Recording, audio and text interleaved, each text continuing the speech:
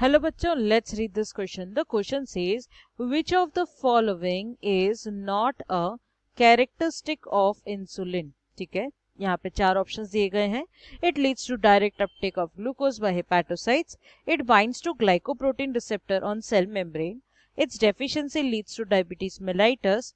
Its oversecretion leads to the insulin shock. चलिए देखते हैं इसमें से करेक्ट आंसर क्या है.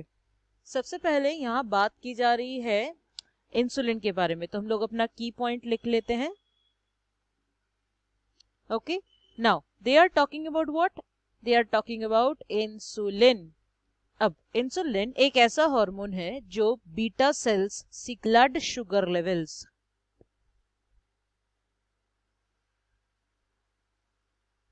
बट क्या ये सिंपली ब्लड शुगर लेवल को ऐसे ही मैनेज करेगा?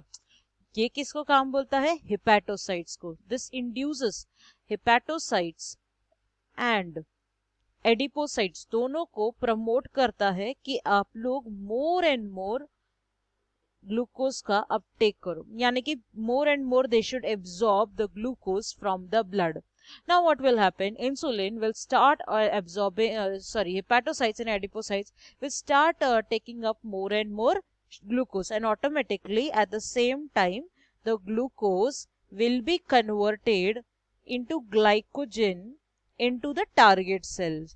Okay, ये target cell में होता है. चलिए अभी ऑप्शंस देखते हैं इसमें से क्या गलत है और क्या सही. अब यहाँ पे दिया है it leads to direct uptake of glucose by hepatocytes. ये तो ऑप्शन करेक्ट है, दिस इज करेक्ट है ना. नेक्स्ट है it binds to the glycoprotein receptor on the cell membrane. नहीं, ये पॉइंट करेक्ट नहीं है. It does not binds. ठीक है, अभी हमें क्वेश्चन में क्या दिया था? Which is not a characteristic. तो हमें ये कैरेक्टरिस्टिक नहीं है, तो ये हमारा आंसर होगा. ठीक है, फिर भी हम दूसरे पॉइंट्स भी देख लेते हैं एक बार. दूसरा पॉइंट है it's deficiency leads two diabetes mellitus. अब ये पॉइंट जरा गौर करने वाली है. यहाँ पे क्या बोल रहे हैं? इंसुलिन प्रोड्यूस होगा तो ही क्या होगा? जो blood, suppose I am talking about this vessel. Okay, this is a blood vessel. यहाँ पे क्या है? ग्लूकोज है. अब क्या हुआ? इंसुलिन आई तो इंसुलिन ने क्या किया? यहां से ग्लूकोज निकाल कर हेपेटोसाइट को और एडिपोसाइट को दिया. तभी क्या हुआ? यहाँ का ग्लूकोज लेवल कम हो सका. ठीक है, पर अगर इंसुलिन को प्रोड्यूस ही नहीं हो रहा है या तो इंसुलिन काफी कम प्रोड्यूस हो रहा है, तो ऑटोमेटिकली जो ग्लूकोज का लेवल रहेगा ना, ये क्या हो जाएगा? बढ़ जाएगा. एंड अगर ग्लूकोज का लेवल बढ़ गया यानी कि पर्सन को क्या हो गया? ये diabetes mellitus. So this is the correct answer.